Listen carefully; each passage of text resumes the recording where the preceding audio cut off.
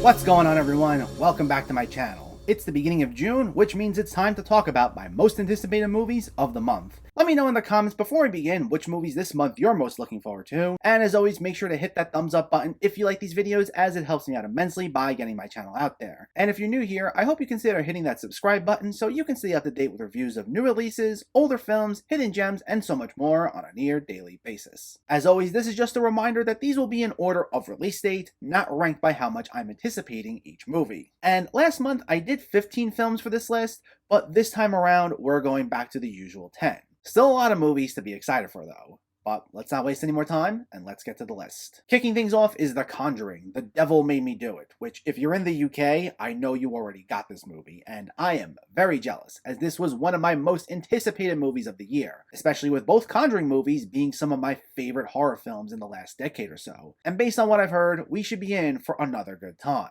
Only thing that had me slightly nervous was that James Wan wasn't directing this time around, and instead it's Michael Chaves, who also directed the So-So, The Curse of La Llorona, though that doesn't look to be too much of an issue, as it seems to offer up a good number of scares to make for another solid entry in this franchise. So this hits theaters and HBO Max on the 4th.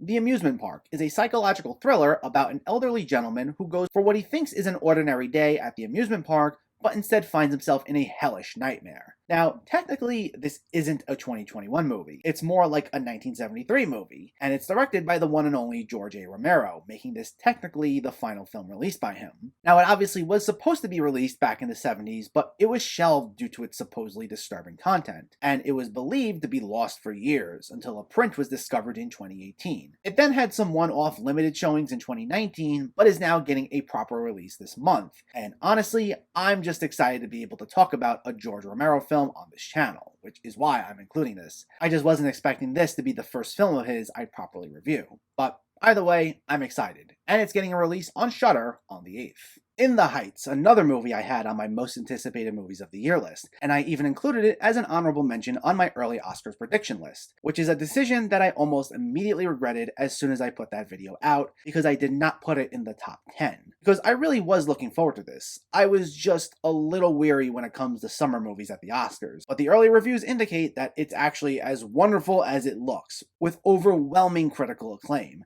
So I'll keep this short, but all I'll say is, as someone who's a big fan of musicals to begin with, and as someone who loved Hamilton and knows what Lin-Manuel Miranda's songwriting is already like, I am very much ready for this. It hits theaters and HBO Max on the 11th. Fatherhood stars Kevin Hart as a recently widowed father who struggles to raise his daughter after the unexpected death of his wife. Based on the memoir by Matthew Lodgelin, this looks fine. Of all the movies on here, this is the one I'm approaching with most caution. Kevin Hart's a funny guy, but the humor here seems to be a bit hit and miss, though it'll at least give him a chance to show off his more dramatic skills, as it also does look pretty sweet. I mainly included it here because it is written and directed by Paul Weitz, who was one half of the creative team behind American Pie and About a Boy, though his solo work since those movies has also been hit and miss, so this could go either way, but we'll see.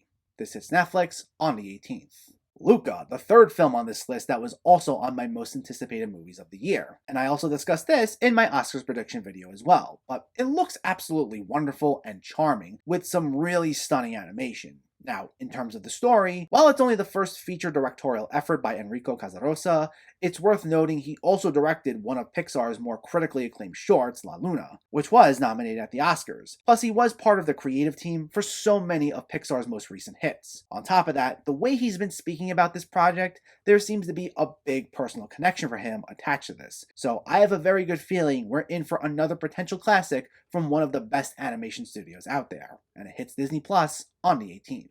False Positive stars Ilana Glazer as a woman who finds her dream fertility doctor, played by Pierce Brosnan, but after becoming pregnant, begins to suspect there's something more sinister to him. Described as a contemporary take on Rosemary's Baby, this one features quite a cast and crew, as it brings together Glazer in her first horror outing, who also co-wrote the screenplay with director John Lee, who's had an extensive career working on Adult Swim shows, and it's produced by A24, who've given us a fair share of eclectic, bizarre horror films. While the trailer does show us maybe a bit more than I would have liked, I'd be lying if I said I wasn't intrigued with such a team assembled for this, so I'm hoping for the best here, and it hits Hulu on the 25th. F9 sees Dominic Toretto and his crew once again return as he has to face off against his own brother, who's a deadly assassin working with an old enemy. This looks to be just about what I'd expect from a Fast and Furious movie by this point. Ridiculous, over the top, but full of fun action with a charismatic cast. Now, I don't consider myself a huge fan of these movies. I only just saw all of them for the first time like 2 years ago, and I had a good enough time with all but a few of the earlier films, with the last two movies, Fate of the Furious and Hobbs and Shaw, being solid enough. And that's pretty much how I'm expecting this to be. It brings back series director Justin Lin, as well as just about every cast member we know and love, so it should be some nice mindless entertainment. Though I don't know if that 2.5 hour runtime is totally necessary, but either way, it hits theaters on the 25th. Werewolves Within takes place in a small town and focuses on a newly arrived forest ranger and a postal worker who must keep the peace when the town's residents are trapped in a snowstorm together, all while a mysterious creature begins terrorizing the town. This horror comedy is actually based on the video game of the same name, where a group of villagers have to figure out who among them is a werewolf. And while we're still at a point where adaptations of video games can still be hit and miss, what has me excited for this is that Josh Rubin is directing, and I really enjoyed his previous film, another horror comedy called Scare Me, from last year. Only thing that makes me a tad hesitant here is that film he wrote and directed, and I mainly liked it due to Aya Cash as the star, whereas this has an entirely new cast, and here he's just directing and not writing. But still, I think this does look like it can be some fun, so I'm not ready to count it out just yet. This gets a limited theatrical release on the 25th, followed by a VOD release July 2nd.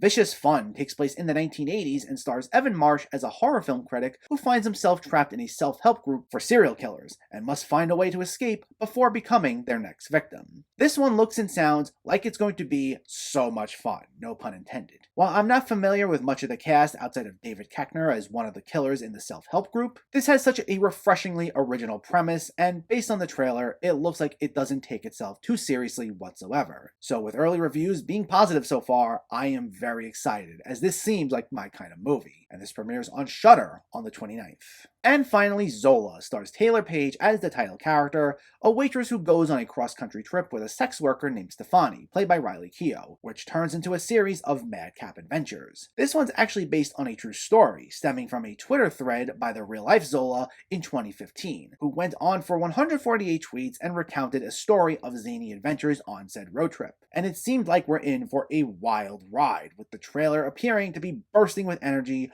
a lot of laughs, and some fun performances from Page and Keough. This is also the second A24 movie we're getting this month, which makes me even more excited, especially as all the early reviews indicate we're in for a real treat. And this gets a theatrical release on the 30th.